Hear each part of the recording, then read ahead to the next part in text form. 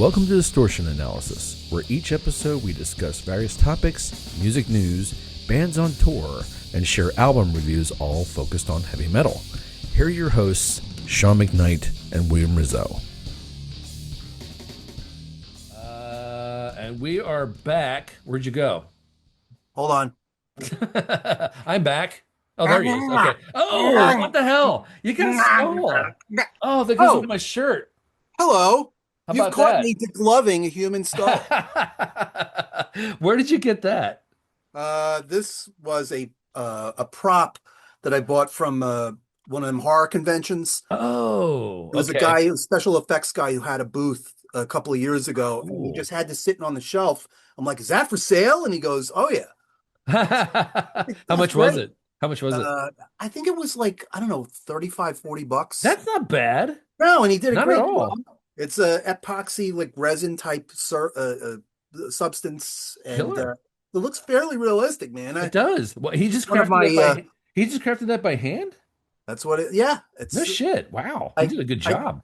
don't remember his name, or I would plug what he does, but he's a special effects guy. If I can find the name, I'll definitely mention it. All right, yeah, bring Oh, him I mean, up. That's cool. That's badass, man. nasty, and the even the The jaw teeth. moves a little Oh, bit. jaw moves. Look at that. Oh, wow. Yeah, yeah. So Cool. Nice. it's usually an amp talisman that I have sitting on the That's a good talisman. I like it. yeah. All right. We are back for episode what the hell is this? 9? 8? Mine, 9? Wait a minute. man, it's What are we flying. at here? Hold on.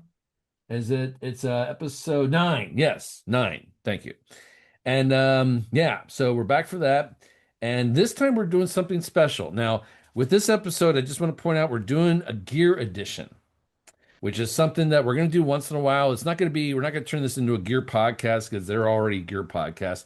But we thought what we do is that every once in a while we break out a gear episode because we're both gear nerds, especially you are. Mhm. You're a little bit more active on it than I am right now. But it's one of those things where we're both gear nerds, and we thought, well, we're going to share some stuff about gear too once in a while. So Right, right. yeah. So now in this case, so that is our topic of the podcast. It's gear.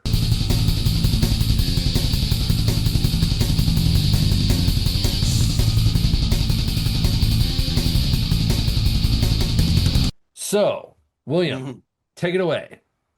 All right. So I really went down the rabbit hole in researching this topic. Cool. So uh, a lot of fans of metal music like knowing how the music that they enjoy was created. I know that when I first started getting into rock music and I heard Back in Black, the guitar tone on that album just blew me away. And I'm like, how come I can't get that sound? It's because I was using this shitty little Fender practice amp. And That'll do then I it. Yeah. learned all about the wonderful world of Marshall amplification. Yes. So what I decided might be nice to talk about is you have the band Metallica. So I'm Who? repping Metallica a little bit. Metallica? Who's is that? Are they an important band or something? There's some kind of like metal band that's been around for about 40 years. Oh, okay. Gotcha. They Okay. seem to have a following, and they do Do okay they? for Okay. themselves. I'll look You them know, up. I'll Google them. yeah, I don't know. You might have to use the Tor browser to find shit about on the dark web now. But Yeah, yeah. yeah, so I've always, I've been a Metallica fan since the 80s, and Oh, sure. their guitar tone always just was exceptionally crushing to me. So I Mm. just thought it'd be kind of cool to kind of take a walk through the amp land of Metallica. Um, there's they're a fascinating band because, as everybody knows, they've gone through a lot of changes in their lineup, a lot of changes in their songwriting approach, and a lot of changes in the gear that they use. Mm. So, it's been in researching this stuff, it's been coming across like, I mean, there's so much that's been written about their gear over the years. Is that right? Everything from people who are guessing what's happening to like actual interviews with people who are directly involved. Like there's Huh. interviews of Fleming Rasmussen, Oh, yeah. the producer, right? In the Yeah. beginning, anyway, before I think Bob Rock stepped in. And he remembers quite acutely. He even took notes of like settings on the amps that were used. Hmm. So he's a bit of Cool. a historian on that stuff. But so this isn't like looking to recreate the wheel, all right? But yeah, it was mostly an exercise of at least myself getting myself up to speed as to the different equipment that they used over the years. So, with all that being said, um, a little bit of a disclaimer. Well, a set of disclaimers. Okay, so I mentioned like a wide variation in what you hear, what you read online, right? You have people who have no idea what they're talking about and they're making guesses, or people that are just, purposely putting bullshit out there like they used the Metal Zone on the first four albums. Obviously, they didn't do that shit, right? So I tried to distill the most pure amount of truth that I could Nice. out of that sap. Um, so the other thing to keep in mind is even with the exact rig that they used, you still don't know what kind of what they call studio magic was used, Oh, yeah, the engineering part. right? Yeah. Yeah, exactly. So this is all part of like all of the ingredients that go into the soup of what you hear on the finished product.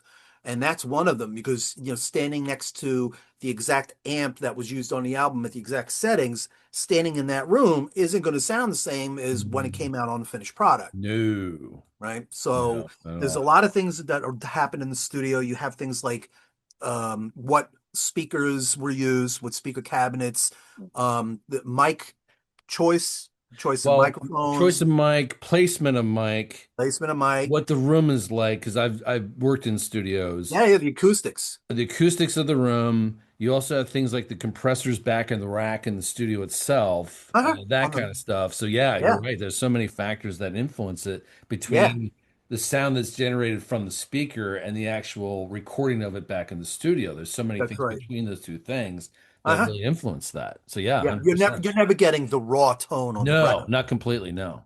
So, I mean, there's even like multi-band, like parametric EQs that are on the mixing console that are directly influencing the sound. So, Yeah, we're not going to 100%. dive too deep into those weeds. We're just going to talk about the actual equipment. There's other elements, obviously, like the pickups and the guitars that are being used. Yep. That makes a huge difference. Oh, yeah, big time. Strings. The strings, Yeah. and finally, last but not least, the fucking hands. Yeah. The player. The hands, Yeah, the man. player, 100%. The famous example that gets thrown around is if I gave you Stevie Ray Vaughan's guitar, and even if you knew how to play guitar, you're not going to sound like him, even if it's plugged into his Fender amp. Yeah, even if I was wearing his hands on my arms, That's right. I still couldn't get it to sound like him. Yeah, I don't think that would work. No, I don't think that Yeah. would work either. Yeah, and this So, is the same concept for yeah, this. yeah, It has everything to do with both of them are very good guitar players, but James especially, James Hetfield has just got such a tight picking attack that if you are not at that level of acuity, it's not going to sound right. yeah, It also has to do with like when you're palm muting, how much pressure are you muting the strings with the palm of your hand? right, Light touch, heavy touch, middle. What is he doing? right, You're never going to get that exactly. yeah. Um, for as far as speakers are concerned, that's pretty much, yeah, there's a lot of variety, but not with Metallica. Usually the cabs that they used were Marshall cabs, Okay. because he liked using these Celestion Vintage 30 Were speakers, they which, both Hammett and Hetfield using the same cabinets, or did they use different cabinets at all? no, they had different cabinets here and there. The main thing was in the beginning, especially, was the Marshall cabinets with the Celestions in them. And then once they moved on to the Mesa Boogie amps, they started using some Boogie cabs because Okay, they had a different sound signature, obviously. right. And there was even a point in time where Kirk was using Randall amps with Randall cabs. What album did they switch to the Mesa Boogie from Marshall then? Like, where was that transition in their album lineage? That was after Ride the Lightning. After Ride the Lightning, so that Yeah. would have been Justice, or no, Master of Puppets rather.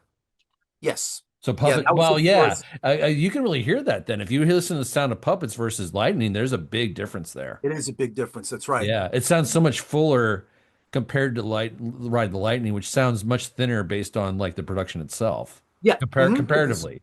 the You know? the Marshalls they were using on Ride were a lot thinner sounding than some of the like the very high gain amps that were available then. Yeah.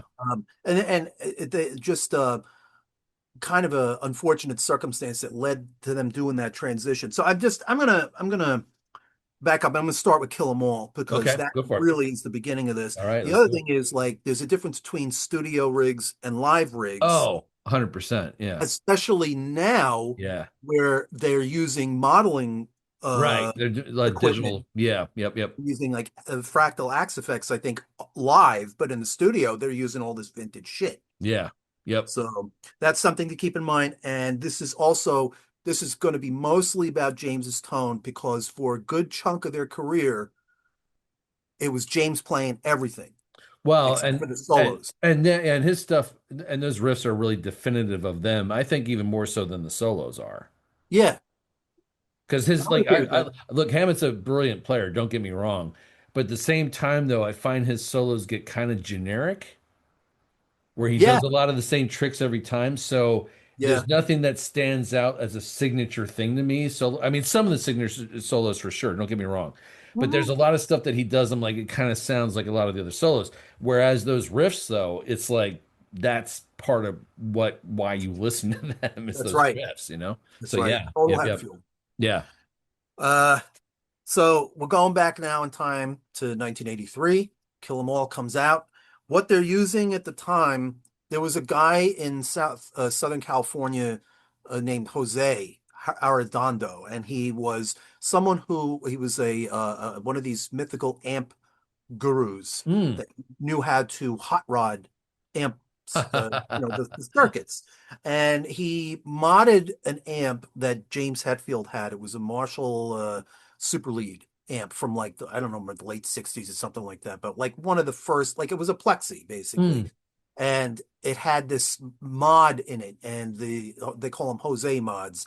This and he's not he passed away in like 1994, but this guy had a very prolific career of juicing up a lot of well-known players' amps, like Eddie Van Halen, Oh, right? right on. Wow. I don't know if it was George Lynch was another one. Oh, no kidding. Wow. I think he did one for Yngwie. And what he Wow. Cool. does is he increases he adds like a gain stage. So at the time when he was doing this, late 70s, early 80s, the Marshalls that were out back then were not exceptionally high gain amps like you Huh. have today. Yeah. They were, you had to really heavily boost an amp with like a boost pedal in order to push it, the front end of it to where it would break up a lot easier and a lot, sooner at lower volumes and all that. Yeah. Yeah. And so he modded this one amp that James had, and he used that amp on Kill 'Em All with a pedal called the Proco Rat. It was a Huh. distortion pedal. Okay. Yeah, I think I know that pedal actually. yeah, it's been around for eons. Okay. And that's basically the sound that you're listening to. The 1959. That's not the year. That's the model number, the Marshall of Okay. the Marshall head he was using. Gotcha. Kirk was using also 1959 Super Lead 100-watt head, but he had a tube screamer hooked Ah. up to it, which is a boost, Mhm. and also he's got the wah pedal too. Very, very simple beginnings, right? All right, so then yeah, for the next year they do Ride the Lightning. So what ended up happening was in the beginning of 1984, they had that amp get stolen, the one that was modded. Oh, And okay. Hmm.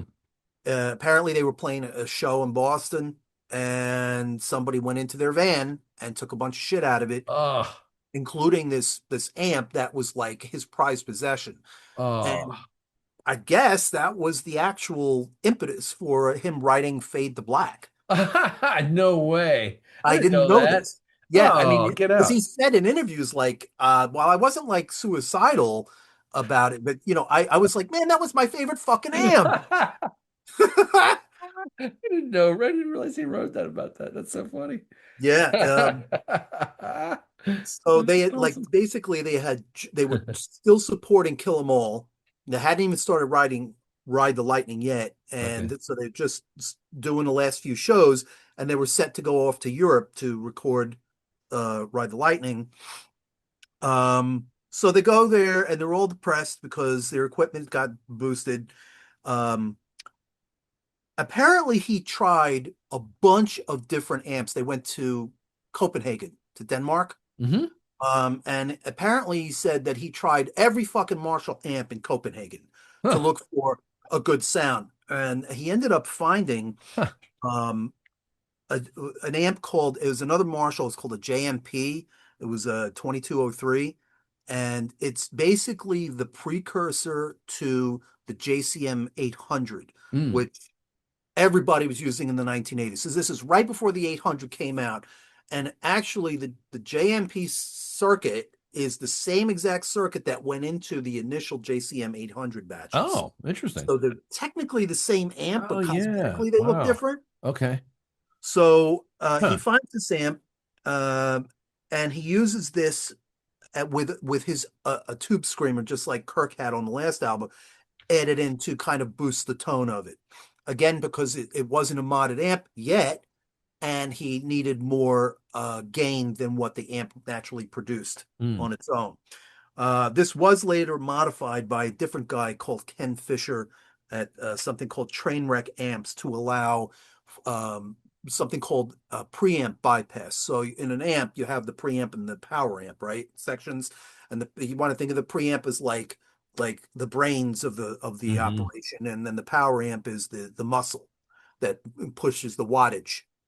The preamp adds color, adds tone, it adds tone shaping, and gives it a voice and a clarity to the guitar tone. So you can bypass the preamp section and go straight to the power amp if Mm. you have, say, an amp that you like better than that amp, but you want to use that power section. Hmm. So they had it modified to be able to do that. And what ended up happening was this is right around the time where they started getting into Mesa Boogie Mm. amps, right? So they recorded the amp using the JMP with the tube screamer, which I guess Hetfield didn't like. He said it made it sound too fizzy. Huh. Fizzy. Uh, Okay. yeah, he wasn't a fan. It sounded, he said, it Huh. something along the lines of like, it was like it coated it and it made it sound like shit. Oh, okay. Now I love boost. I love boosting amps, and boosting an amp has the effect of like tightening up the low end because Hmm. it gets a little flubby when it's just straight into the amp with no effects. Yeah. And if you want to tighten that sound up a little bit and add a little bit more Flavor. dynamics Yeah. and yeah, it, then you would add a boost. So that was like Ride the Lightning. Then they go and they record the album. Right. Then you have at some point between then and when they started writing Master of Puppets is when they found Mesa Boogie amps. And all of a sudden they started doing this thing where he bought this amp. It was called a Mark II C plus Mesa Boogie. It was one of the earlier ones, but this was one of the first like true like high gain amplifiers that was available back in the mid 1980s that was created just for metal music because it was getting more Huh. popular in the mid 80s. Oh.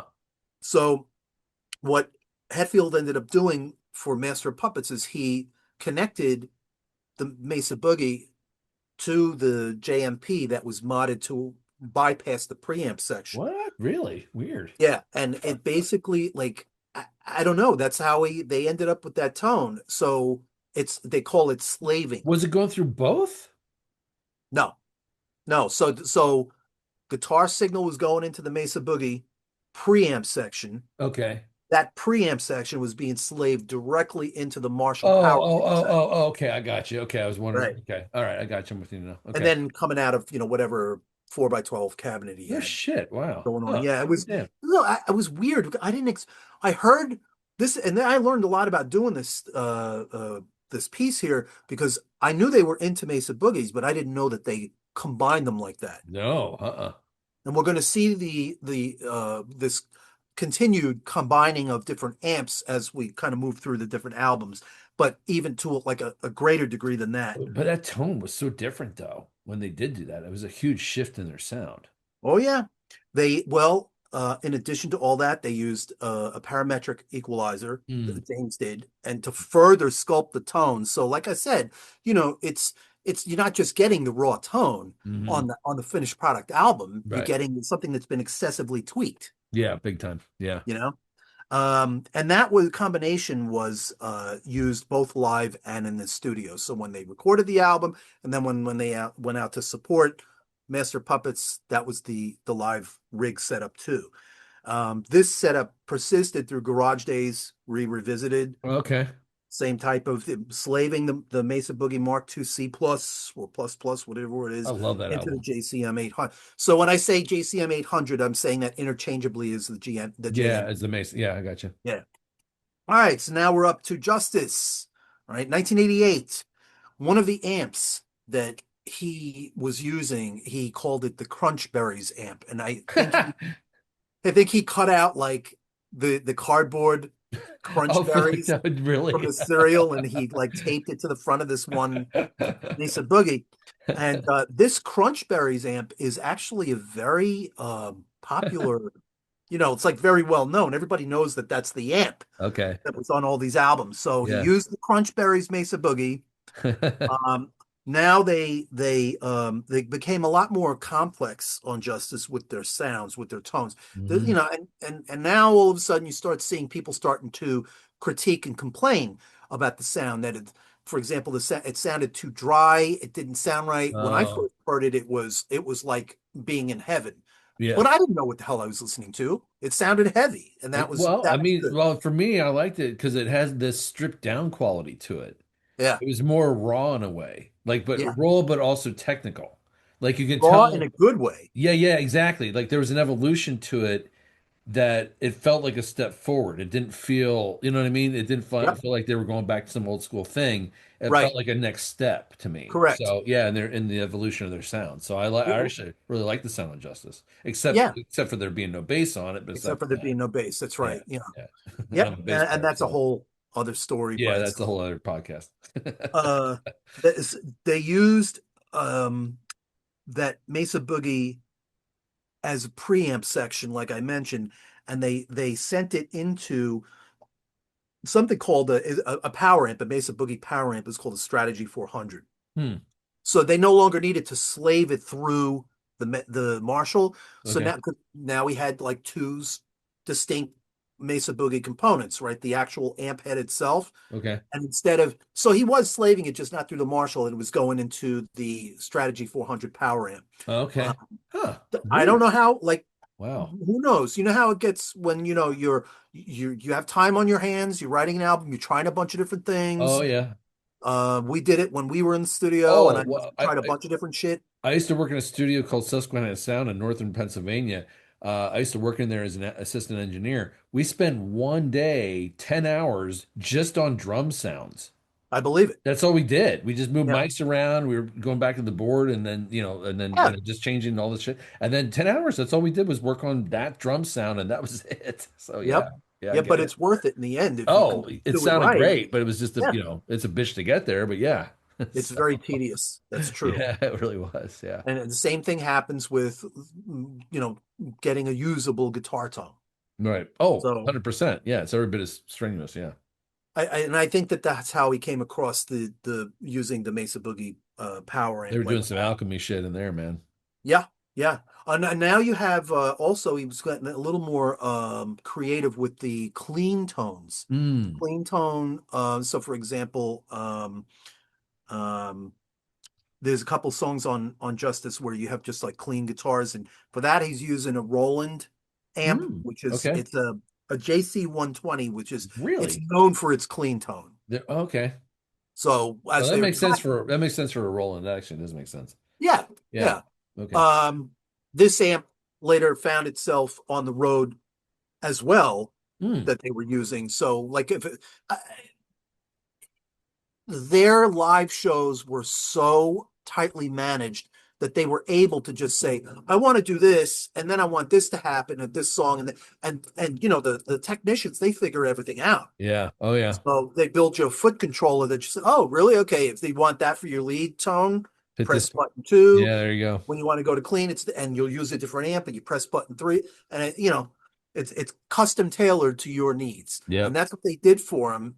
So basically, he was using the the Mesa into the power amp, and then for the cleans, the Roland JC 120 for the clean sections. That's awesome. Also graphic equalizer plus a parametric equalizer in the loop that they used. There was no reverb Hmm. at all. And then there was also lots of post-processing EQ. Oh, okay. That makes sense. So that's how they kind of tailored the Justice tone. So it's Hmm. even though it sounds raw like that, Hmm. it was heavily sculpted. Hmm. Def- So yeah, sculpted into a raw form. yes, yeah, yep, no complaints. Interesting though, but now that you say that, that totally makes sense of why it sounds so thin. Because I never put together, my engineering brain didn't put that together that there was no reverb on what they were doing. But that makes a lot of sense. None at all. Shit. Wow. Okay. Yeah, That's it's pretty interesting. deep. So now we get to the polarizing self-titled Black Album The Black Album. Yeah. and the introduction of Bob Rock running things, Yep. uh, and them basically taking a totally different songwriting approach. Yeah. I remember being pissed off at the time because I'm like, great, great. Right when I start heavily getting into Metallica, go and change the formula. I couldn't Yeah. make one more heavy as fuck brutal album Right, right, right, that right. I could go Yeah, see and the live in direction they're concert. going is definitely more mainstream at that point. Oh, So definitely. when they were going kind of brutal, and then yeah, because it seemed like they were like it seems like they were building up to something more fast Yeah, with Justice, and then especially with like Black and some of the heavier songs on there, and then all of a sudden this left turn, and it almost feels like a radio album. that's right. That's right. So And they it's just laughed like all the way to the bank. yeah, well, it was heavy. I mean, it was heavy in a different direction, heavy. Yeah, But that's that Bob Rock influence where he knows how to deliver that big cavernous kind of sound in his the studio wall down of in sound. Yep. Hawaii. Hmm. Yeah, so he's I think that's probably they wanted to go down to Hawaii and record with him, but yeah, that's where his studio is. But it's one of those things where he gets that just like that massive like stadium sound. Yeah, it was larger than life. Yeah, he did that with Motley Crue. Uh-huh. That's Yeah. right. Like Theater Pain and stuff like that was him just building up, there yeah. Hmm. So now, what were the amps on that though? Well, how did the rigs change? Uh, uh, this was a slightly different makeup of amps. Now we're getting into the territory of them starting to use more than just one or two Hmm. things, right? So they're using his main tone came from Crunchberries, Oh, okay. Still that, using that Crunchberries. Mesa. Okay. There was also they also got a Mark IV Mesa Boogie Hmm. that's involved in this. A Mesa Boogie Strategy 400 power amp, like in the previous album. Okay. They had the modded 800 that they added in to flavor things a little bit, Okay. as well as an 88 MP1 preamp. Although I couldn't figure out if that was something that Kirk was using, the 88 preamp. Hmm. I'm not sure. I think it might have just been Kirk using that. Well, that's So the interesting main, because so it doesn't sound like it was a big leap in terms of a change of equipment.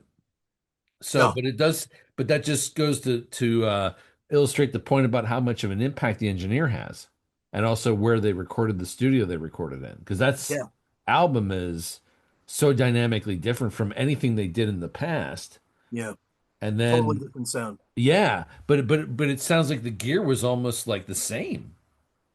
Yeah, and because it was his hands, turning the knobs, Yeah. and I think they was saying in interviews, if I remember from back then, that they were like, how can you expect us to keep putting the same material out? Well, That yeah, we're no, I gonna don't, run. I don't blame that evolution of sound at all. Yeah, It was just an interesting departure from where they were and where they went, and yeah, then just that severity of the sound change. But it was just interesting to hear that the gear is like, because I expected you to say, oh, well, they switched over to this amp then, and then they did this, and I expected all these changes. I'm like, it's basically the same list. So I mean, the one yeah. preamp's a little bit different, but I mean, aside from that, that wouldn't have changed the sounded that drastically. No, So that no. had to be that was more Bob Rock and then his That was influence. the studio magic doing that. Yeah, yeah, Yep, totally. Huh. very interesting. Yeah. They even they had the equipment manager. I can't remember the guy's name. He was stuffing foam and blankets around the speaker cabs to aid with sound isolation. Yeah. Right? And then after this album got recorded, they built these actual speaker coffins that the speaker cabs would sit in to isolate themselves. Oh, like a Yeah, it was little kind of neat. ISO booth for the cabinet. Oh, that's interesting. Yeah. Oh, cool. Wow, So that crazy. started after the Black Album. Oh, weird. Okay. Well, you may Interesting. not, I don't know if you'll see that in like I didn't watch any of the behind the scenes stuff that's come out over the last 20 years where they're Yeah. in the studio and all Yeah, that. yeah. Yeah. You might see it on there. Okay. Huh. I'll have to So take a look for that. so that lasted them for a good 5 years. Do you remember how long that tour was? Oh, yeah. It went around the world like three I fucking saw them times. twice on that tour. So did I. Yeah. So did I. Yep. I and they were, and like you said, they were heavy as fuck. I had Yep. no problems with. I mean, I said as long as they play older material too, then Yeah. I'll be happy as shit. Yeah, And they yeah. did. And they did, yeah. So, so 5 years passes.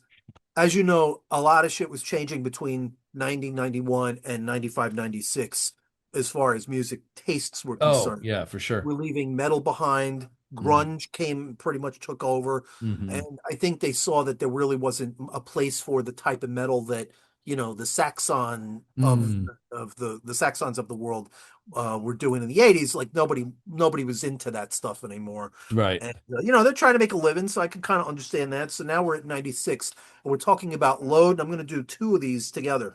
Load in 96 and Reload in 97. Oh, okay. All right. Yeah. This is when they discovered mid-range frequencies and stopped scooping the hell out of everything. That's such an accurate statement. That's so Right? funny. Holy shit. That's awesome. Yeah. That's Load. when they discovered mid-range tones, Well, I mean, mid-range frequencies. and then Oh if my you God. if you listen to it, it's like this is a drastically different guitar Oh, tone. you're right though. That's such an apt description where their sound went though. Yeah. It's like they Yeah. just figured it out. It's like, hey, wait a minute, there's a bunch of midtones here and mid frequencies we can work on. So Yep. yeah, yeah, yeah. All right, so keep going. I'm sorry, I didn't mean to interrupt. That's all right. Well, now they're changing equipment around a little bit. Load was described as uh, AA meetings and band drama. I always look for the people that like make these comments and the different posts. He means in Petra. But so now Oh they're my using God. something called the Mesa Boogie Triaxis. Hmm. Triaxis is a preamp. It's a rack mounted preamp unit Hmm. into um, the Mesa Boogie Mark II C plus, or maybe not into it, but they used it with it. Oh, Right. gotcha. So they still had the Strategy 400 power amp on load. They were still using so the Triaxis as a preamp had to have a power amp to go into, and it was going into this Strategy 400 thing. So kind of the same makeup, Hmm. a Mesa rack mount EQ, and a Jose modded Marshall Super Lead. Hmm. So at that point, this guy had just passed away in like '94, Jose Arredondo, and so they managed to get one. And I think this is at the point that Kirk was supposed to have Jose mod his Marshall too, but the guy passed away before he could finish it. Oh, wow. Huh.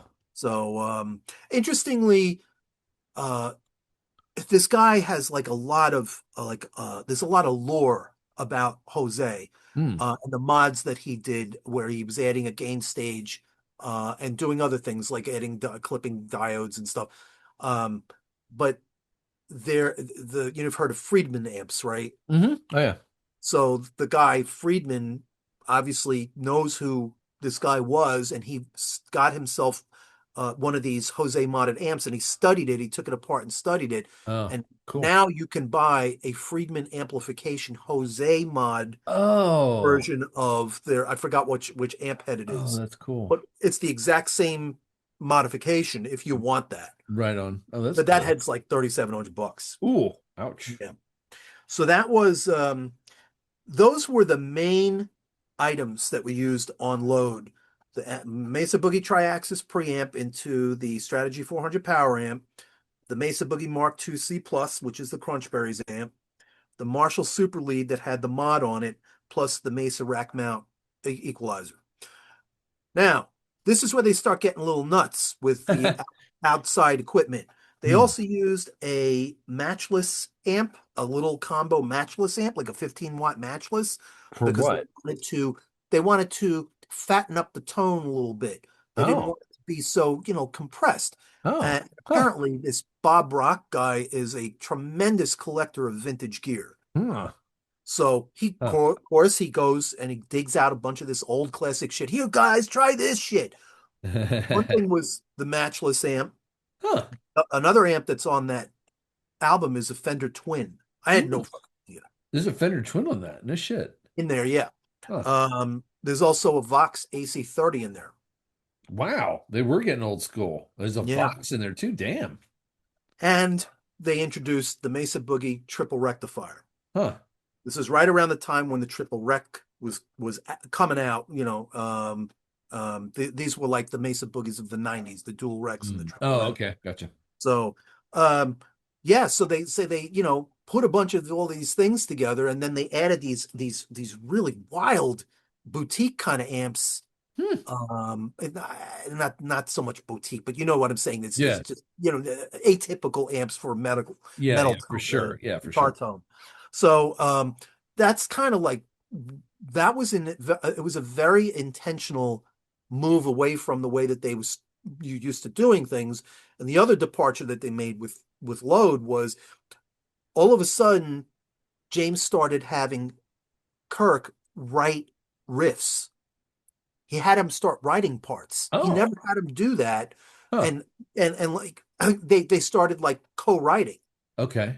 It was crazy. So he wasn't just like doing solos anymore. It was Kirk wrote a lot of riffs on Load for the first time, tracked rhythm parts. No shit. So Huh. you know how I like didn't before realize he this played. Well, I didn't realize he played such a uh sort of a side role to James that way, where James was just, kind of did, yeah, that's interesting. I didn't kind of realize. did. Okay. Huh. I mean, I'm not going to say that there are no Kirk riffs anywhere. I don't know their music that well to know Yeah. that, Yeah. Yeah. Yeah. but it's like 98% But James mainly James. Wow. up Interesting. till now, Okay. right? And Huh. so this is the first time that he's letting Kirk track in the studio. Hmm. Because the way they used to do it was he would track all of the rhythms Eh, himself. Oh, okay. And then he was just You know going what for I'm the saying? leads, and And then Hammond was just yeah, going for the leads. Okay. Gotcha. Kirk is no Huh. slouch of a player. No. I've watched him play Master of Puppets, and he's tight as fuck. He's at least as tight as I used to be when I learned the song in high school. So he's no slouch, Yeah, right? right. But this is the first time that he actually like recorded Huh. rhythm I'll be sections damned. I didn't know that. in the studio. Yeah, so it was pretty neat. Um, so now we move to Reload, and there's a slight shift where they start using something called the Wizard amp. Hmm. Wizards are, I think that's the amp that Tony Iommi uses. Oh, okay. So they use the Wizard Modern Classic as the main amp, but Hmm. they still had the Mesa Boogie Triaxis into the Strategy 400. They still had the Mesa Boogie Crunchberries.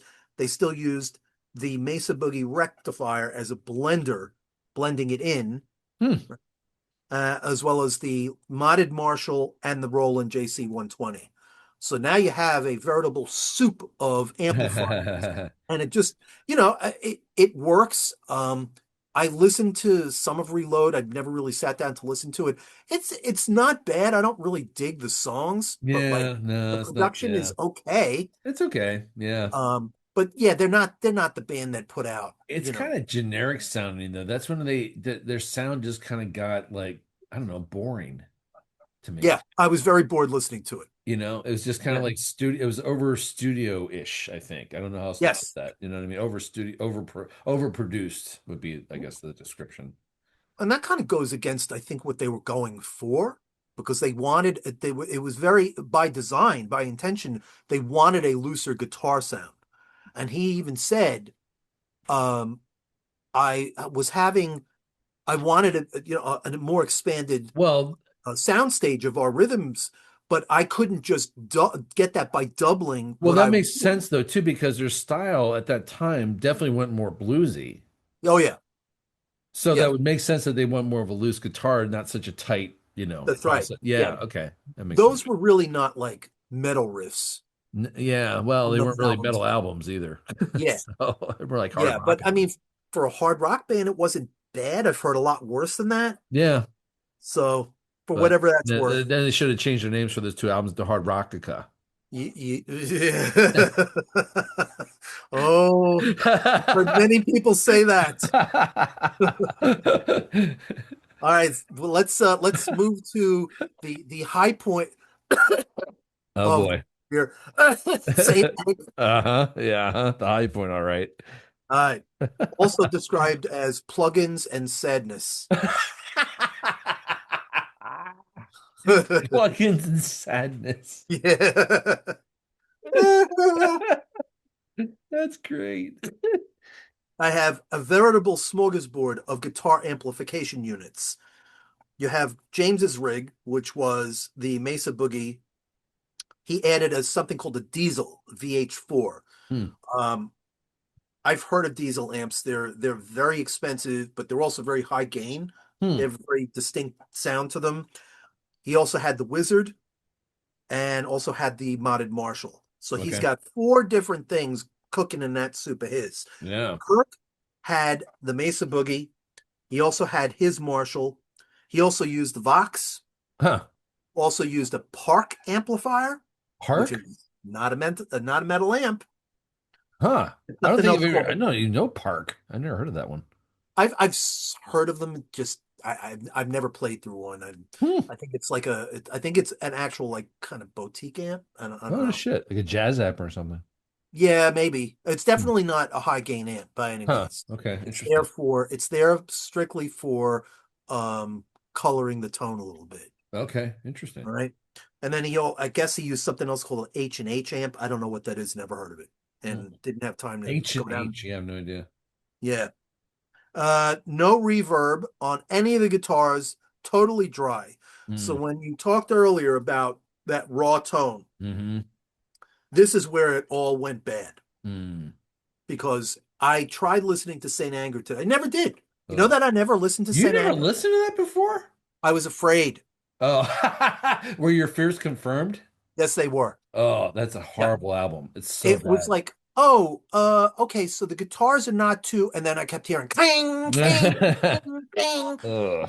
And I just thought, if you wanted to redo Garage Days, there's other ways to go about that. Because I got that they were going for that sound, but I mean, that Oh, drum sound, my oh God, man, ruined everything, everything. everything. The tone of that whole album's horrible. Yeah, Yeah. I did not enjoy it. So, No. no Yeah. point to me. By that point, I was fully out of Metallica Yeah, anyway. same here. Yeah, yeah. I heard about it long after the fact, and I'm like, oh, they put an album out. Oh well, because they lost me Well, at Load. Load I was slipping on, and then Reload I was out, and then Saint Yeah, Anger I listened to once, and I'm like, never again. yeah. I never Nope, need to listen to that album again, ever. nope. All No. done. All right, Death Magnetic, a return to form. Yes, that was a much better album. James had a Boogie as his main. The Mark II C plus, the Crunchberries amp was the main guitar, the main amp. Then also there was an Ampeg in there. There Hmm. was a Krankenstein, Huh. another high gain amp from the early 2000s. Okay. You don't see too many of them around anymore, but I don't know if they're tube or solid state. And the Diesel VH4. It's funny you Uh, say that because I have yeah. an Ampeg bass amp right there, Oh, okay. and it's got the collapsible tube head that collapses down in the cabinet. Oh man, you're gonna have to bring that out at And some it point. even lights up. There's a light that'll light up the tubes in the rack when I open it up. Yeah, So yeah, it flips down inside the cabinet, and then there's the matching base for it. it has a matching bass. That's badass. Yeah, it's this base right here. And then Oh, look at the look at headstock. that. Look at that. Like Okay, a now bass head. we have to do a guitar episode at some point too, but just a little precursor, Yeah, yeah, yeah, to yeah, this yeah. one. And then this one has a longer story to it that I'll reveal at another time, but I'll drop a hint. Okay. Yeah. So here's the hint. Then I'll build out the story later. But um, this amp is very unique. I haven't seen many of these, and I did see it in a music video though. If you watch Joan Jett, I Love Rock and Roll, Yeah. the bass player is playing one of these, right? Okay. Here's the interesting thing that's part of that. What? Oh, I remember that story. Yes, you're going to have to say that story when we have more time. So we'll come back to that story later. I don't want to disrupt your amp No, discussion. it's all right. We'll leave But that yeah, so hanging. right here is the matching amp for it too, right here. So so some other time I can break that out and try to display it or something. But yeah, Yeah, yeah. so but yeah, I get it. Well, that one is a bass amp, but I'd be kind of curious what his sounded like. But yeah, It was a solid state Ampeg, okay, uh, all right, right on. 160, I think it was called, the 160 Supreme or something. I don't Mm, know. Um, so Crunchberries was the primary tone on Death Magnetic, which I like that album, yeah, actually. I can listen to that. I yeah, listen that to was a definitely Breaking a listenable Leaves. album compared to like the other three or four albums they did prior to that. So that was Right. definitely a return to, well, and it reminded me when I listened to it, it had a vibe of like not tonally, but songwriting wise, it had this return to me of like Justice a bit, Okay. Yeah. Yes. stylistically speaking. Yes. Yeah. I mean, what they weren't the same songs, but you No, could no, feel no, no, it. no, no. But I mean, it felt like they were trying to go back to that, like Yeah. that era a little bit more of their songwriting. That had to be because of the backlash from the previous. That's what I would thought because it was almost like they were trying to get their integrity back a little bit on that album. To Agree me, with at that. least, I don't know if that has anything to do with anything, but that's kind of what I felt as a fan Yeah. when I heard that album and then and learned more about it. It kind of felt like they were trying to get something back from before. So Oh yeah, yeah, I yeah, would totally agree with that. And yeah, but also you have the other aspect of Newstead being out. yes, I forgot exactly when he left, but a lot of people were pissed off because they gave him so much shit because he had done some kind of side project yeah, and put out a demo, and like James and Lars had a fit. yeah, Go outside bands. yeah. Well, they came out later and they kind of admitted that they were really taking out Cliff's death on him a lot. So that's where a lot of that animosity came from and why Oh you yeah, I couldn't hear read him that. on Justice and stuff like that. They were just like emotionally going through a lot of rough times with that. And Right. unfortunately, they directed it all at him. Oh, They actually totally. came out and said that. So Yep. I think that was also part of like, what motivated a lot of the stuff that they were doing sound wise and studio wise and Right. things like that too. So They definitely hazed the shit out of him oh when he yeah. first got in the band. I read that they played all kinds of like nasty ass pranks on him and shit, and Yeah. then They were real let him dicks out to of him. it. I mean, yeah, they were asses Yeah. about it. So yeah. But I thought that would have died out by 3 albums later. I guess No, they just kind of kept it going. I don't know what that was all about. I don't know. So yeah. I know a lot of people were not happy about his departure, and I think that also was something they were thinking about Mm, after, when they were starting to do Death Magnetic. yeah. Well, the right around that time, so that's 2008. About 2010, the fractal axe effects comes into the picture, right? Okay. And you first start seeing it um,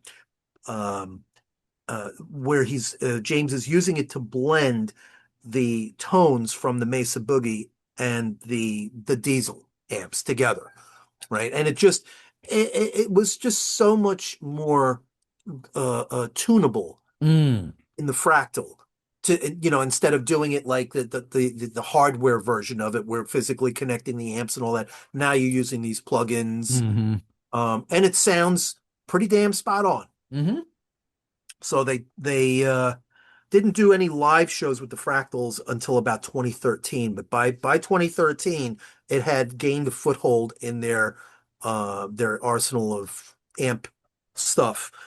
At this time, this is when Kirk got together and got an endorsement deal with Randall Amps, Oh, which he okay. used for several albums, but not exclusively. Like, so he Mm, would mix it with like the Mesa and right, right. that, or the Marshall.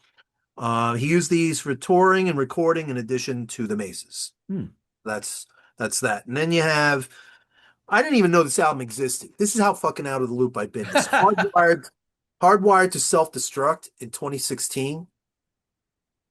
Yeah. I am confessing that I have not learned about that album until you just said it right now. Yeah. I knew nothing about it. I didn't know. I didn't know there was a thing between that and the new yellow M72 or whatever the hell it's called. The 72 or Seasons or whatever. 72 Seasons. Yeah, that. Yeah, I didn't know there was another album between. Wow, boy, I'm out yeah. of the loop too. What's it called again? It's called Hardwired to Self-Destruct. Oh my God, I had no idea. What's is it? Have you listened to it? Isn't that the album that has that song, what is it, Fuel on it? Give I me thought fuel, give Fuel me was fire. on Reload or something or Load. Oh, maybe it is. You're right. You're right. Never mind. Never I thought, mind. yeah, I think You're Fuel was right. on there. You're right. But did you listen to that album? This other one you're talking about? Yeah, I wasn't that. It was okay. It Huh. wasn't bad. It just, again, it was just kind Does of it remind boring. you of anything? Like, because Death Magnetic reminds me of Justice a little bit. Yeah.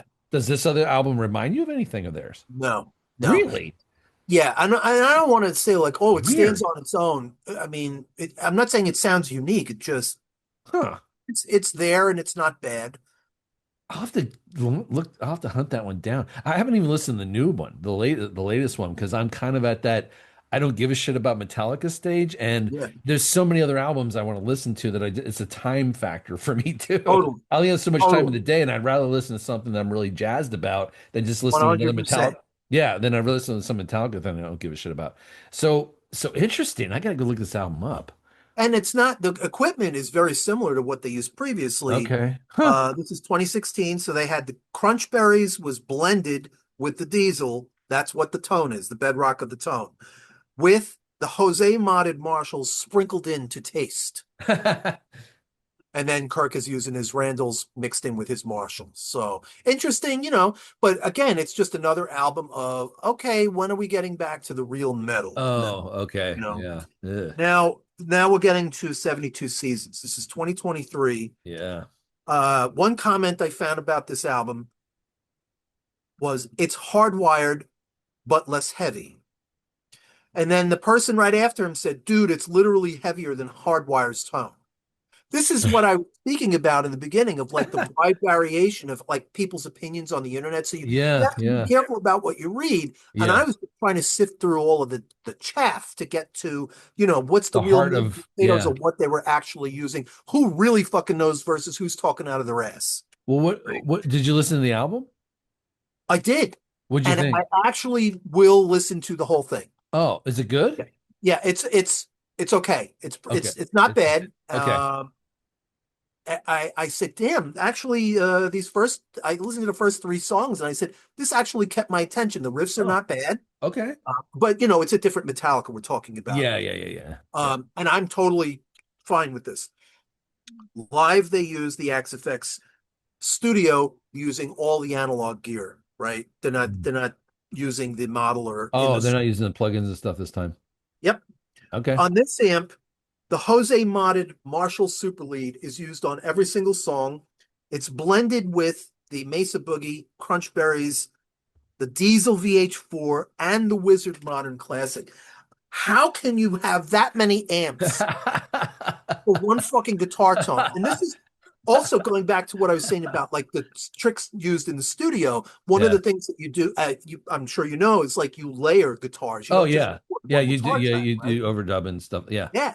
Yeah, He yeah. was doing like, three, four, five guitar tracks and Mm. smashed them all together. And Hmm. not only that, on last several albums, he talked about how many mics they used to mic the Oh my amp. God, I can't imagine. Like 10, 8 to 10 SM57s Jesus on Christ. on the cabinet. And I'm like, how could you? I get like one by the cone and one for Yet room eight noise, or but ten on one amp? that's what. Why? That doesn't make any sense to me. Even like from an engineering standpoint, I don't know where they were going with that, what they were hoping to achieve with if they're different model mics, that would make a Right, little more sense. But the right. same model mic that like an SM58 or whatever they were using, why the hell would you have more than two? I don't get that. I don't know. I don't know if in that example, I don't know if all 10 were SM57s, but there were multiple SM57s, and Jesus then there could Christ. have been some I other mean, mics. if they kind of were positioned them like greater distances and getting more room tone in between the amp and the mic and stuff like that, Yeah, that makes sense. But if they're all on the same amp and around the same positioning, that doesn't make any sense why they would want that. I don't Unless that know. was Well, that might have been one of those musician things where they were telling the engineer what to do, and the engineer's like, okay, but knowing that it's bullshit. It could have been that. I think he did make a comment about something about the making the microphones be out of phase or in phase. I don't Oh, remember which. It okay. had I to kind do of know with what the, I know what they're talking about on that. Yeah. But yeah, you and it don't was like need the, like yeah, but you still don't need like 10 mics for that. That's yeah, absurd. So yeah, I mean 2 mics would do the same kind of trick, but exactly. A little dab will do you, for yeah, you God's don't need like why do you need like 10? So whatever. sake. So, I don't know. That just sounds like them like masturbating in the studio to me. That's just like, Oh, you know, Kirk is a total gear whore, man. yeah. He's even admitted it. He's like, I have all kinds of electronic gadgets at my house. So when new guitar gear comes out, he bought all this shit in the 90s, all of these like effects units and rack units and Yeah, yeah. some of the descriptions I read about what he kind of system he was running was like, you lost me. You play the lead guitar. Just fucking play, man. So I don't know. It was quite, and now like Kirk owns a 58 or 59 Les Paul, and the thing is gorgeous. Are you talking about the green one? Greeny. Yeah, I've Yeah. seen it. I know what you're talking about. I remember when he bought that guitar. I read about Yeah. that. Yeah. I mean, if you need to buy a house, just sell that guitar. Yeah. But he is so far down the fucking rabbit hole with his Yeah. guitars collecting and vintage amp stuff. And it gets very addictive. I mean, you see Oh, what I'm doing. It's like, hey. So yeah, yeah, yeah, I know. I get it. So I yeah. get it. Yeah, yeah. So yeah. So that's their You're a few story. guitars worse than I am, that's for sure. Oh, it's just merely a But stop and pop thing. I've had a lot of basses over the years. So I've had a collection, BC Riches and Yeah. Gibsons and whatever. You So know how to get rid of stuff. I do, I do. Yeah, I was actually pretty. Yeah, well, sort of. I still have some lingering here that I'll never get Oh, all rid of. right. But no, I was not too bad with trading stuff in and that kind of thing. So it was easier for me to let go. That's for sure. Right on, right on. Well, thank you for the gear overview, the history there. That was awesome. Yeah, I enjoyed it And very much. me too, because like listening to go through the descriptions, every time you talked about it, I was listening to the sound in my head of those albums and going, oh yeah, that kind of connects the dots. Yeah, Because when they went from like a good example was when they went from say Lightning to puppets. Puppets. Yeah, They went to the Mesa Boogies at that point, and then the sound got so much fuller. yes, You heard it. Like, I that's mean, right. it got really big at that point, That's right. comparatively to the first two albums. Like, because they sound, of course, now, of course, you're also talking about like lower production, costs and things like that that played a role. Right. The studios always play a big role. But that sound, though, because I mean, the guitarist, one of my best friends, the guitarist in my band, Red, my friend Paul. I was working with him like over the last 20 years or however old we are now. And then he had that same evolution in gear.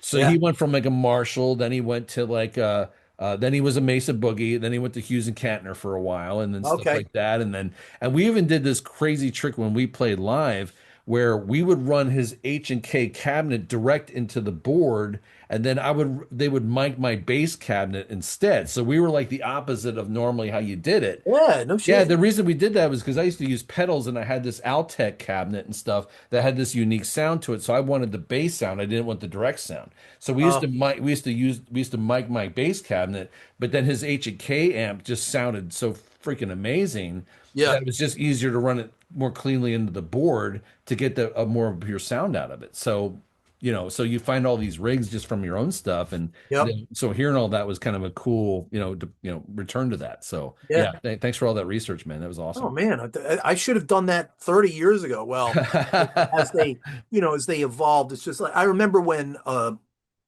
buddy of mine was saying, he goes, you know that they used maces on puppets, right? And I'm like, what? What do you mean? I didn't know because Yeah, I all I knew was the poster that I had up in my studio of them playing live, and there's a wall of Marshalls Marshalls. behind Yeah, me. it's Marshall, Marshall, Marshall. It's always Yeah, Marshall. yeah, Yeah, yeah, yep. yeah. All But right. yeah, so it was nice to know about it.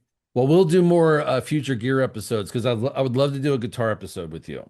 Cool. That's gonna be fun. So we can do guitars and some stuff, basses, whatever. I like fun. All right. So I guess we will move on then to Music news.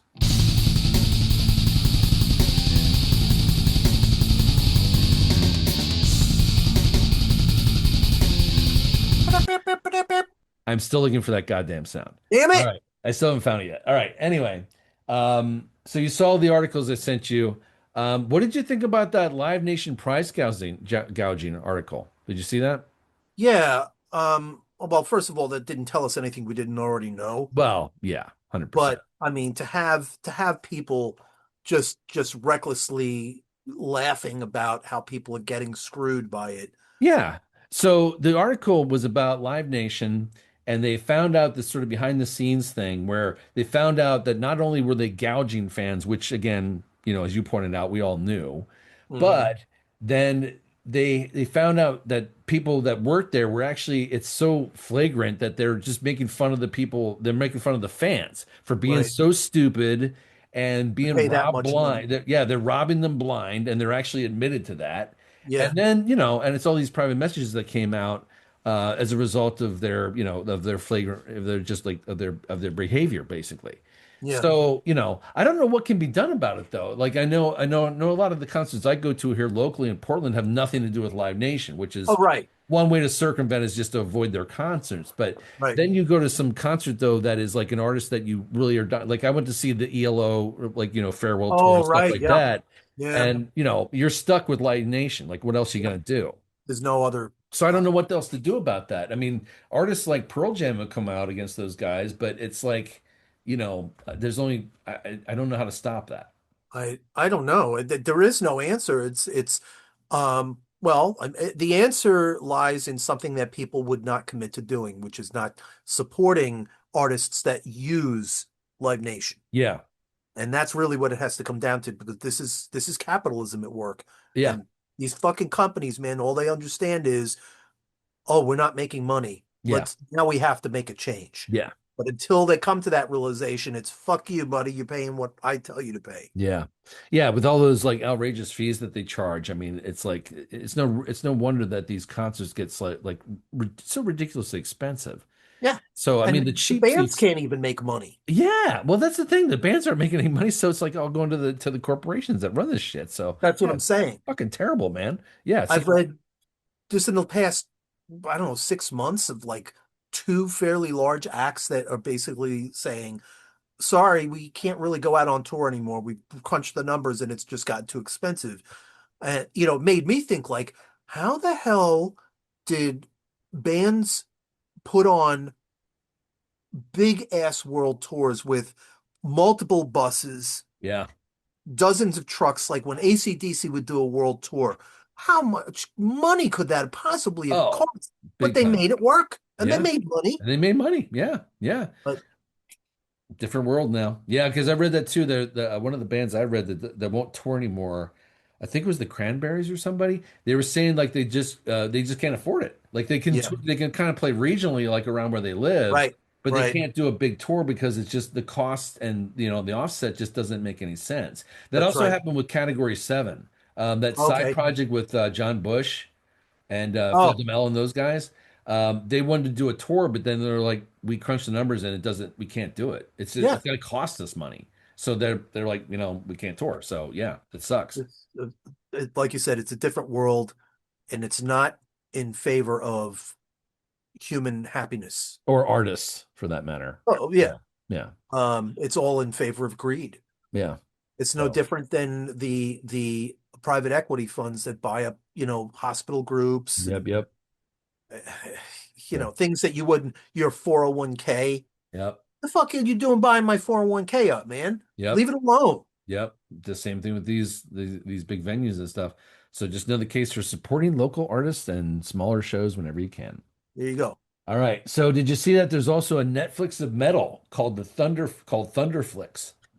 I didn't know about it until you mentioned it, and I checked it out, Did and you? it What'd looked you pretty think? neat. Yeah, it's funny because they said the subscription fee is 666 for the first month or something, and then it's like $66.66 for a year. Oh, okay. Is that what it is? I I didn't think see so. that. Oh, that's Yeah, funny. That's funny. I don't know. I was looking at the lineup. I was like, there's some cool shit on here. yeah, it's not bad. Yeah, I was kind of It's not stuff that surprised. I would watch. I was It's got finally, documentaries, it's got yep, concert footage, yep. It's got a lot of videos. music video stuff on there. Yeah, So, and some of the acts were like, they got some obscure shit on there. I was fairly impressed. So, check yeah. out thunderflix.com. There you So the go. Netflix of metal, if anybody's interested in that. Who knew, right? All right. So Elder, new album coming out by them. Should be out in Can't wait. May. Yeah, Can't no, wait. I now by the listened. time this podcast is out, the album will be out. It's called Yeah, Through Zero.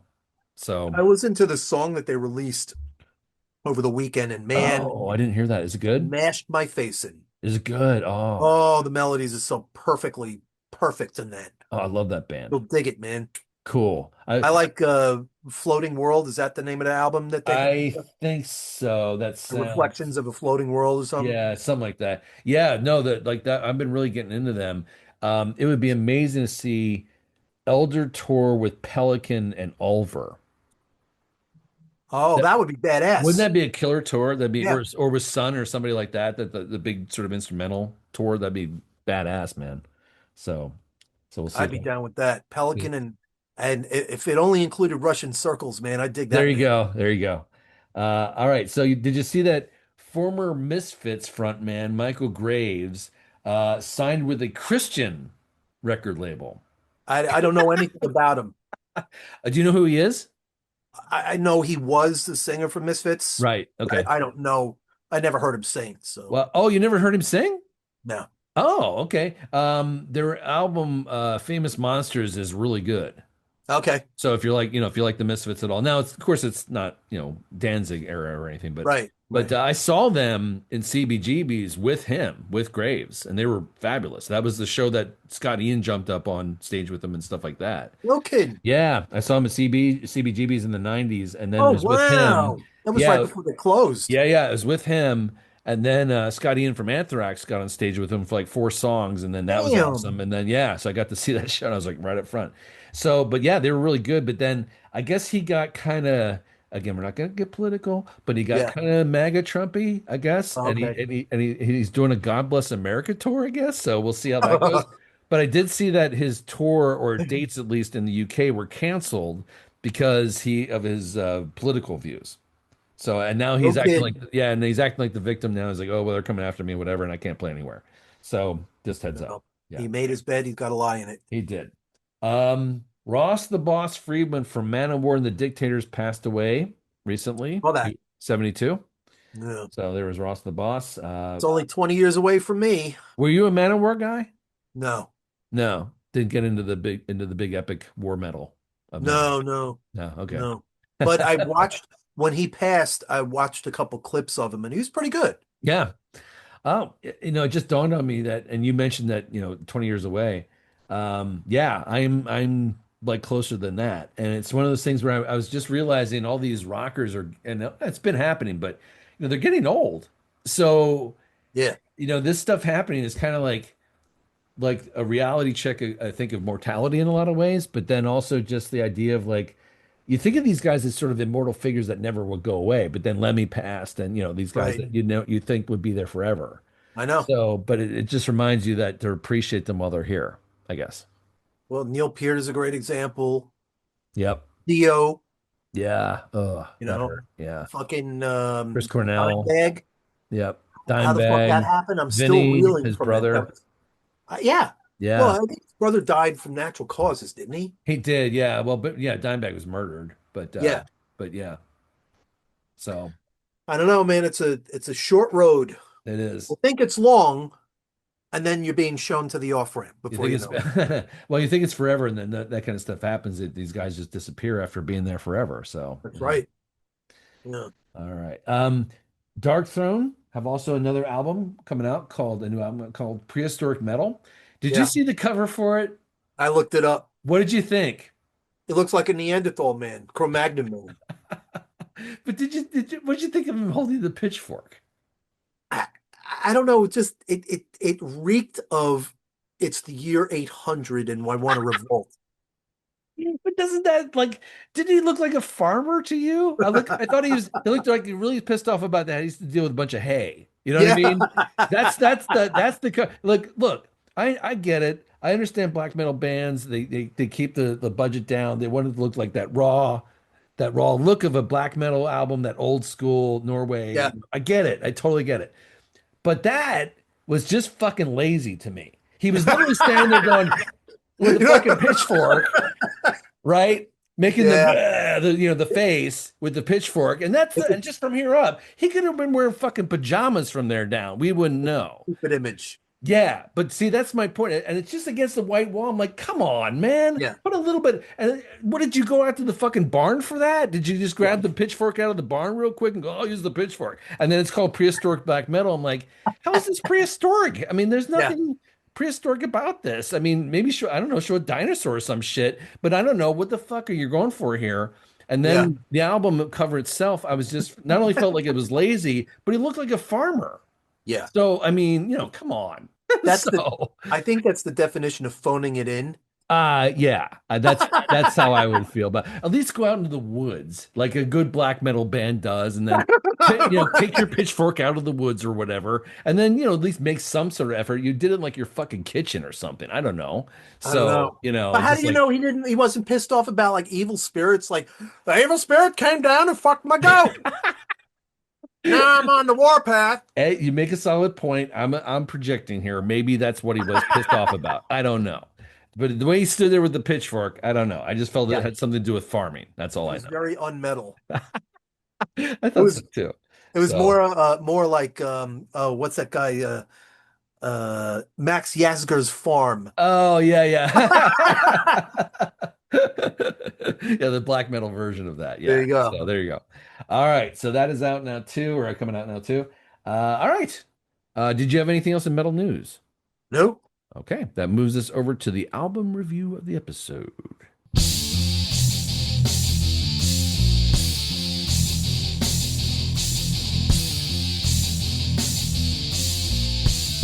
Which was my pick this time, and I went with At the Gates, Slaughter of the Soul. And Mm, one of the reasons I picked that album was because of course, unfortunately, Thomas Lindberg's recent passing, the singer. He died of cancer, unfortunately. He was 52, and he was a very influential figure within the Swedish death metal scene, like in the early 90s for sure. Because they yep. formed At the Gates around 90, and then Slaughter of the Soul came out in 95, and they had some of their albums in there. And he also had some other bands he was involved with at that time. And I was reading that some of the other singers and other musicians basically came out and said, look, without him, there was no Swedish scene. I mean, there was Yeah. like, bands like Dismember and also Entombed and Yeah. yeah, those bands. And if you listen to At the Gates, it has that Gothenburg kind of Swedish Oh, it's guitar yeah, sound. Yeah, very you similar. can hear it. Yeah, for sure. Now I think his vocals separate and distinct them, make them like Definitely. distinctive. But Definitely. that guitar sound, you can kind of link back to the Swedish scene for sure. Oh yeah, well he used a heavy metal pedal. Um it was a Boss heavy metal pedal, which was kind of like the secret sauce in the other albums, where Hmm. they would just jam all the controls up to max. Yeah. But they didn't do that. Like I read that he had the heavy metal pedal, the HM2, was feeding directly into a metal zone, Mm. and it was the distortion on the heavy metal pedal was all the way down to zero, Ah. and then whatever signal that was got passed into the metal zone to be fully sent into whatever amp he was using. I forgot what it was. Huh. No I shit. can't remember the amp, but he used the EMG 81 pickup. Okay. So it was, a pretty commonly used active pickup at the time, Hmm. extreme metal stuff. But yeah, I mean, when you listen to that, you can hear that it's the Gothenburg sound. Yep. Yep. Yeah, So what'd you think of the album when I I picked? fucking loved it. I loved it. Have you heard it So before? You listened to it before, haven't you? no, no, What? never heard. Really? Yeah, Wow. I meant to, and funny, my younger brother bought the album on vinyl. Oh, wow. And every time I went into his room, tell him something, I'd look over and I'd see that fucking album sitting there. I'd be like, God, one day I got to listen to that. One Yeah. day I got to listen to that. So one day, about 15 years later, I'm like, Oh, he still has this record. The shit was warped Oh no. because I don't know, it wasn't sitting right or something. And light was Bummer. fading. Oh, that's a Yeah. drag. So I'm like, I'll get to it one day. And then Shit. one day it came yesterday. Okay. Well, then you go first. I'm going to shut up and I want to hear what you think of it. Now I have my notes here too. So Okay. because I want to be like you when I grow up. So go ahead All and right. give us let's go through your notes. Oh, how flattering. This is sick. Big sound, brilliant songs, over the Ah. top guitar work. It's by every means a classic. This is peak guitar tone territory, delivered with conviction, pushing the future, remembering the past. Jim Hmm. Gardner. Oh, Just good. kidding. That was great. Yeah. Yeah, I like that. I think that's very accurate. Um, the the thing that I don't understand is the way that it starts. I have, what the fuck is this noise? Oh, that weird metallic thing they do in the beginning. Yeah. Yeah. Yeah. Yeah, I don't know what that is, but the note I have is that this album feels like the band is just flat out attacking you. It just feels like this onslaught of like metal that's just being Yeah. unleashed at you. Like It's it just feels extremely like they're, aggressive. yeah, it just feels like they're coming for you. You know what I mean? Yeah. So, and I love it though. It's like this just onslaught. You only really get a few moments to catch your breath, like when they do some of the clean guitar breaks in there, Yep. when they kind of get away just before like some of the solos and some of the bridges that they have in there. Um, and especially during their you get those good, clean guitar breaks, but then towards the end of the album, you get the flames of the end, which is that Oh, instrumental thing they do at the end, which comes out of left field, and to me yeah. that sounded like it belonged on the Matrix soundtrack. Yeah, it didn't fit with the album. No, it was so out of But left field.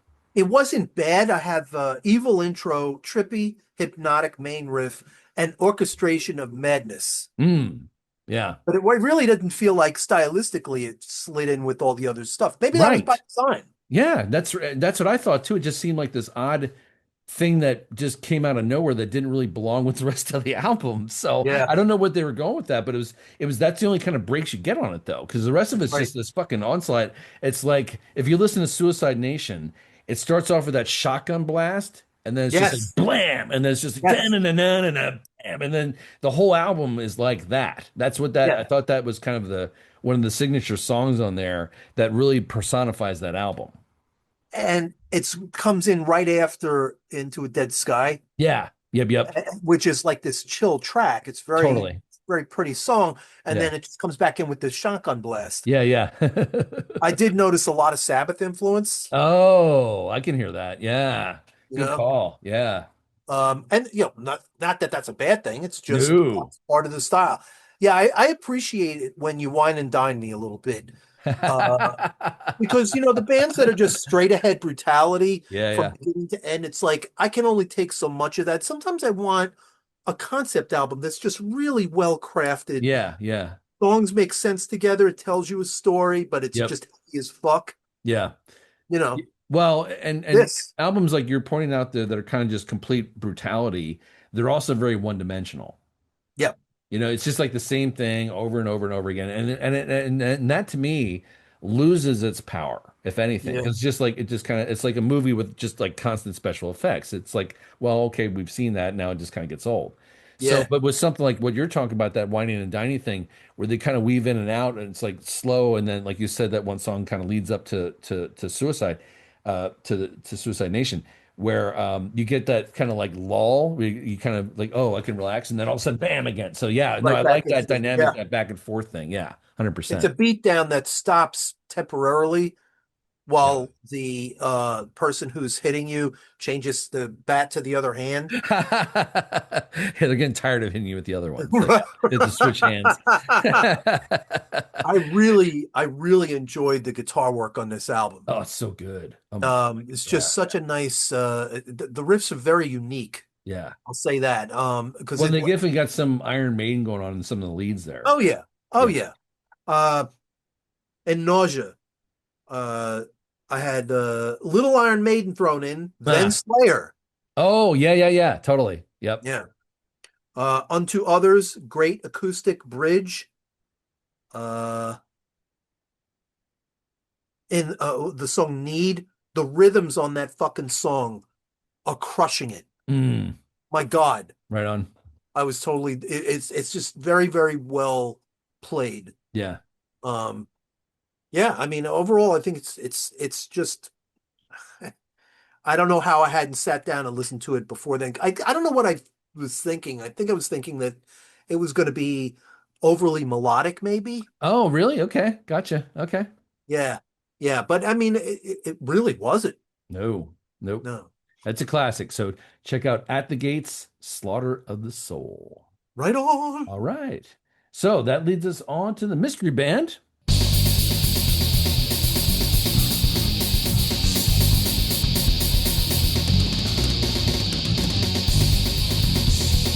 All right. And it's your turn. So what you got for me? Uh, I was working as a delivery driver in a pizza joint when I was like 16, and the guy who was the chef was this cool dude who got me into the Ramones. One week he comes into work, he's like, "You like music?" I'm like, "Yeah, I like Cream and AC/DC." He's like, "Look at this," and he gives me Ramones on vinyl. Oh, Go which home, which check it album out. was it? Uh Actually it might have been, no, it wasn't the greatest hits. It was shit, I can't remember. Damn it, I can't remember. Okay. But it's got like a million fucking songs on it. Um, so then I gave it back to him. He's like, "What'd you think?" I said, "That was awesome. I taped it." And he goes, "Good. Here's the next one." And he hands me an album by a band called The Vapors. The Vapors. I don't know if I've And heard it was, the name of the album was Nuclear Days. Nuclear Day. Okay. This is not an aggressive album by any means. This isn't like the Opeth. This isn't like the At the Gates. It's basically like a punk record, but it's Okay. extremely well done. Huh. They're totally locked into themselves, and it's just really good songwriting. You ever heard the song "Turning Japanese"? Oh yeah, yeah. Them, Oh, that's them. I have heard them. Okay. Yeah, yeah, yeah, yeah, yeah. The name sounded kind of familiar, but I couldn't place what the connection was. I didn't really think if I heard of them or not. But yeah, no, I know that song. So yeah, that's their song. Okay. So Turning Japanese is their song. Okay, cool. Yeah, yep. I have to confess, I don't know of anything else beyond that though, because I never really looked into them Okay, beyond that song. So I knew the song, but I didn't know anything else beyond that. Oh, okay. it's great So, to drive to. oh It's great to yeah. have on in the car. Okay. And the my favorite track on it is "News at 10." News at 10. Okay, I'm Yeah, News at 10. All right. So the so Vapors, Nuclear Days yep, is the album. Okay. that's the album. Yep. All right. All right. I will make note of that. And that is my homework between now and the next episode. Very late 70s, early 80s ish type punk. Does it hold And what a up? glorious time that was. Does it hold up? Oh, totally. Oh, okay. Totally. Cool. Yeah. Okay. I mean, it's, well, I'm not going to say it doesn't sound dated, Okay. Yeah. Well, but I mean, but I mean the songwriting though. So yeah, yeah. yeah. Oh, yeah. Okay. Yeah. You're not going to turn it on and be like, this just doesn't even, I can't understand this. You're not going Okay. to say that. It's Okay. just All right. punk. Okay. I'm down. All right. Yeah. All right. Thank you, sir. The Vapors. I will look that up. Okay, that moves us on to the last segment of our episode, which is the live shows and tours.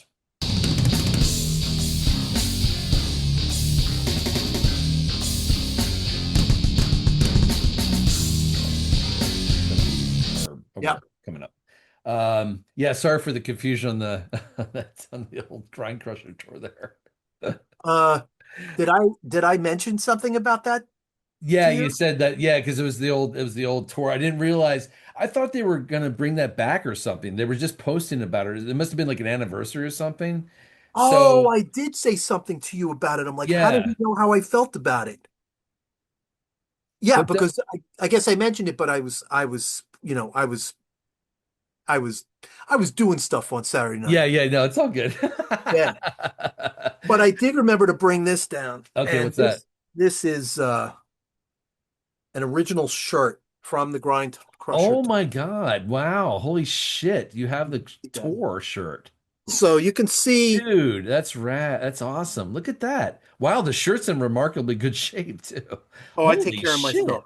Look at that, dude. Wow, that's awesome. What's the front? I, Flip it around. I was at the where is it? The one of these New York shows One, at the two New York shows. Marquee. Okay, Yeah, cool. I don't remember which day we went. Wow, look at that. This is the front.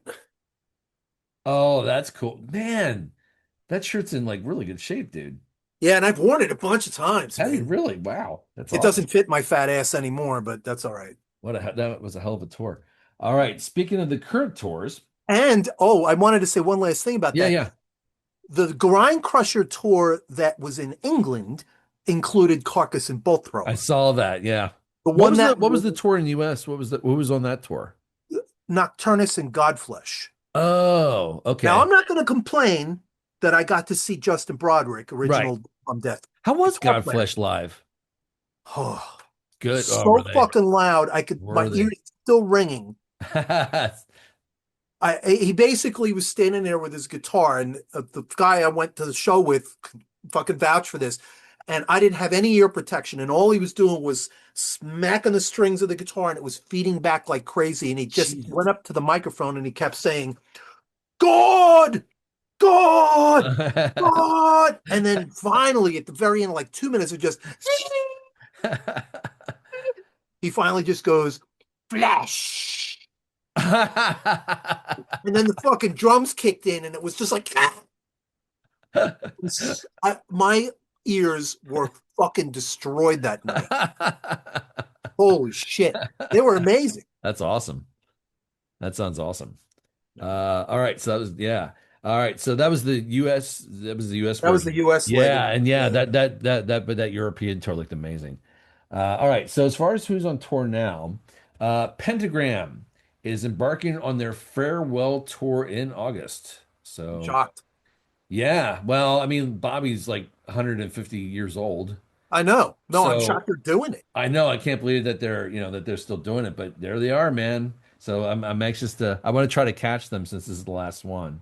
Yeah. So yeah. They are OGs. Yo, big time. But they go to back to So 70 something, 70 whatever, tours. I uh don't know. They go back pretty far, man. to our listeners, if you want to see the real shit, go check them out. Go check out Pentagram. So yep. All right, they will be on tour this for their farewell tour this August. Coheed and Cambria are touring North America with Shinedown. Hatebreed are touring this summer with various openers, including Devourment and Incantation, which I thought was kind of a weird mix, A little bit. Yeah. right? I don't nothing against either band, but Yeah. just stylistically, it seems like a weird combo with Incantation opening for Hatebreed. Am I missing something there?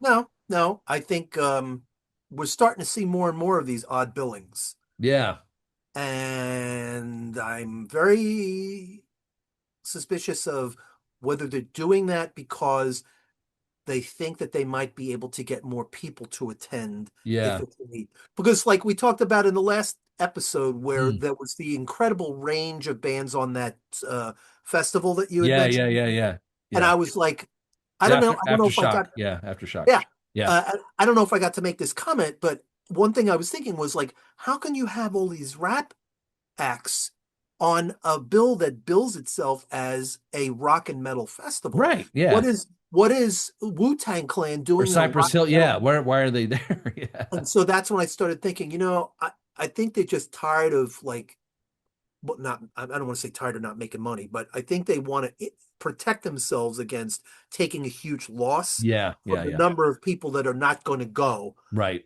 because it's a bunch of rock bands. I don't want to see that shit. Yeah. But if you add in other stuff that maybe other people want, so maybe this is something like that. Maybe, I guess, to make a more diverse bill, I suppose. Yeah, Yeah, they just seem like a weird pairing though between those two bands, just it totally is. stylistically. Yeah. And then the Pretty Reckless also announced a tour in support of their new album called Dear God. So they're going to be going out on the road here too. So we do have a lot of bands that are kind of coming up here. When's that Sun show? Isn't that coming up? It is Friday night. This Ooh, I want to Friday. hear. Cool. So in the next episode, I want to hear how that went. Yeah, my buddy just texted me and said, make sure you bring your earplugs because these guys are fucking loud, man. Have you seen them before? Once. Once. Were And they they that? handed out ear protection. Oh, did they really? Yeah. Were they that loud? Yeah. They had Really? some girl Wow. walking around in like a monk's robe with a little plate just Of earplugs, no of, kidding. yeah. Oh I my was like, oh, am God. I really going to need it? Take it, dude. Just take them. And then you could feel it in the seat, man. It's just like the low end is unbelievable. It's Wow. ungodly. And it's just the two of them, right? Just the two of them. Just the two of them. Okay. All Hopefully right. this time I'll see him with the smoke machines because of last time they didn't have they were Oh, all. so the machines are part of the stage Oh yeah, they thing. come out Okay. of the mist and they're big fucking robes and Hoods. Oh shit. yeah, I And saw the way the hoods and stuff. yeah, it's Cool. pretty cool. So I'll Right let you on. know. And Okay. by the time this thing airs, of course, it'll be in the Yeah, in the past. past, but So hopefully people are going to go check them out. well, All right. hopefully the world will still be around for people to see the fucking episode. Yeah, well, we'll see. So we'll give that time. All right. All right. Anything else and live shows that you're aware of? No, All right. Well, I think this is a wrap then. I think we're done with this episode. What do you think? it feels about right. Okay. All right. So Just chock full of goodness. chock full of all the metal.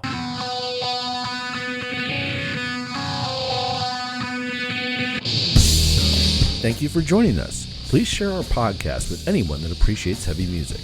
Be sure to visit our social feeds and drop us a comment with your thoughts on the podcast.